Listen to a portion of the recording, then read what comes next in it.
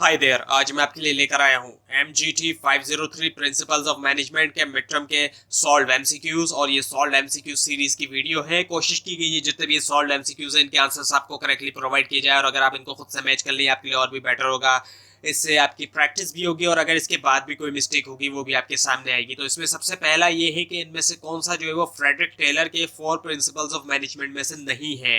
So 4 principles of management है Frederick Taylor के, और उनमें से जो यहाँ पर 4 ऑप्शन दिए गए अवॉइड कॉपरेशन विद वर्कर्स, ये उनमें से नहीं है। सो यही इसका आंसर है। बाकी इसके अलावा साइंटिफिकली सिलेक्ट एंड ट्रेन करना और डिवाइड करना वर्क एंड रिस्पॉन्सिबिलिटी, और स्टडी करना टास्क को scientifically. So avoid cooperation with workers इसका आंसर है। उसके बाद है कि LG और सोनी इलेक्ट्रॉनिक जो कि कंपनीज हैं, ये एग्री करती हैं कि कॉपरेट करें डेवलप करने के ऊपर नई टेक्नोलॉजीज, यानी कि नई टेक्नोलॉजीज को डेवलप करने के ऊपर कॉपरेशन के लिए ये एग्री कर जाती हैं दोनों कंपनीज, दोनों फर्म्स। और रिप्रेजेंटेटिव्स जो होते हैं इन दोनों फर्म्स में से ये रेगुलरली मीट करते हैं ताकि कोऑर्डिनेट करें इस नए वेंचर के ऊपर।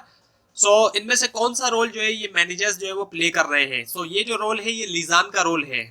और उसके बाद है कि मेगा एनवायरनमेंट क्या कहलाता है। मेगा एनवायरनमेंट के अलावा इज ऑल्सो कॉल्ड, वो कहलाता है जनरल एनवायरनमेंट भी कहलाया जाता है। और उसके बाद ये कि एनवायरनमेंट जो कि बना होता है specific outside element within which an organisation interface करती है in the course of conducting its business, वो कहलाती है टास्क एनवायरनमेंट कहलाता है वो।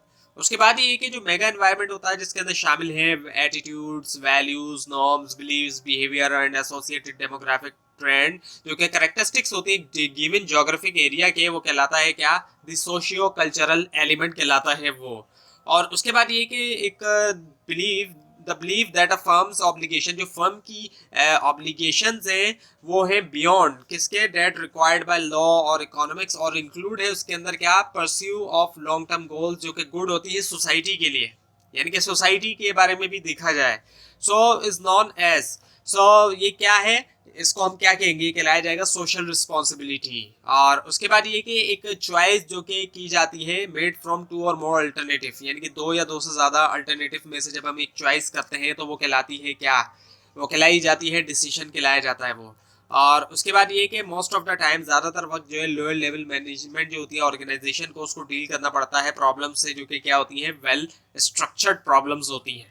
उसके बाद ये कि जब एक ऑर्गेनाइजेशन एनकाउंटर करती है एक सीरियस प्रॉब्लम को which needs to be resolve, जिसको सॉल्व होना होता है, इमीडिएटली तौर पे सॉल्व होना होता है, ऐसी प्रॉब्लम को एनकाउंटर करती है वो कहलाती है क्राइसिस प्रॉब्लम।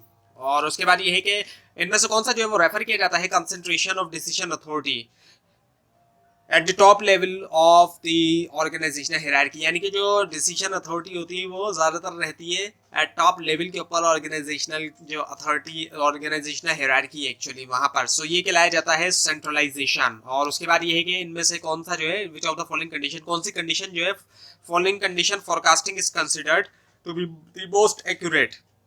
सो वो ये है कि कॉम्प्लेक्स फॉरकास्टिंग मेथड जो है वो और यूज्ड होते हैं। और उसके बाद ये है कि इनमें से कौन सा एलिमेंट जो है एक ऑर्गेनाइजेशन का, उसको सपोज किया जाता है कि वो परफॉर्म करे ताकि अचीव किया जाए ऑर्गेनाइजेशनल गोल्स। तो जाहिर बात है गवर्नमेंट, कस्टमर वगैरह तो इसमें शामिल नहीं है, बल्कि वर्क फोर्स है वो, इसका आंसर वर्क फोर्स है। और उसके बाद ये है कि जो इंक्रीज इंपॉर्टेंस है TQM की, यानी कि टोटल क्वालिटी मैनेजमेंट की, जो इंक्रीज इंपॉर्टेंट है, उसने एमरजेंस किया है जो कॉन्सेप्ट है एम्प्लॉय एम्पावरमेंट का, that has made the dash skill category mandatory for all managerial level. So उससे क्या हुआ कि एक ऐसा स्किल्स है जिसको लाजमी एक तरह से हो गया वो तमाम मैनेजरियल लेवल्स के लिए, वो है इंटरपर्सनल स्किल। और उसके बाद ये है कि सिलेक्शन जो होती है स्टूडेंट्स की एडमिशन प्रोसेस के अंदर यूनिवर्सिटी के, वो एक इलस्ट्रेशन है, किस चीज़ की इलस्ट्रेशन है, वो है प्रोग्राम डिसीजंस की। और उसके बाद ये है कि इनमें से कौन सा जो है वो बेसिक रूल है ब्रेनस्टॉर्मिंग का। ब्रेनस्टॉर्मिंग का बेसिक रूल क्या है, और इसका बेसिक रूल ये है कि क्रिटिसिज्म इसके अंदर अलाउड नहीं है। सो क्रिटिसिज्म इसमें अलाउ नहीं होता कि ब्रेनस्टॉर्मिंग के अंदर, क्योंकि आइडियाज ज़्यादा से ज़्यादा जनरेट करने होते हैं। उसके बाद ये कि इनमें से कौन सा कॉन्सेप्ट जो है वो सजेस्ट करता है कि ऑर्गेनाइजेशनल यूनिट्स जो होते हैं ऑफन भी मोर सक्सेसफुल, ज़्यादा सक्सेसफुल होते हैं जब वो एक साथ मिलकर काम करते हैं, ना कि अलग काम करते हैं। सो ये जो है सिनर्जी है, यानी कि मिलकर काम करेंगे तो ज़्यादा सक्सेसफुल होंगे अलग अलग काम करने से। उसके बाद ये कि एक फॉर्म होती है बिजनेस एक्सचेंज की, ट्रांजेक्शन की, जिसमें पार्टी जो है वो इलेक्ट्रॉनिकली इंटरेक्ट करती है, इलेक्ट्रॉनिकली तौर पर मिलती है, वो कहलाती है ई कॉमर्स। उसके बाद ये कि एक फॉर्मल रिटर्न स्टेटमेंट जो होता है वैल्यूज का और एथिकल स्टैंडर्ड्स का, जो कि गाइड करता है एक फर्म के एक्शन को। फॉर्मल रिटर्न स्टेटमेंट लिखा हुआ, यानी कि जो वैल्यूज का और एथिकल स्टैंडर्ड का गाइड करता है एक फर्म्स के एक्शन को कहलाता है कोड ऑफ एथिक्स। और उसके बाद ये कि एडम स्मिथ के मुताबिक जो डिवीजन ऑफ लेबर होता है रिजल्ट्स इन उससे क्या इंक्रीज होती है वर्कर्स प्रोडक्टिविटी। और उसके बाद ये है कि डिस्टिंक्टिव पर्पस जो होता है एक ऑर्गेनाइजेशन का, टिपिकली उसको एक्सप्रेस किया जाता है हेड्स ऑफ, जो एक डिस्टिंक्ट पर्पस है ऑर्गेनाइजेशन का वो है गोल, एक गोल या फिर सेट ऑफ गोल। और फिर है कि इन ऑर्डर टू इंश्योर करना वर्क एफिशिएंसी।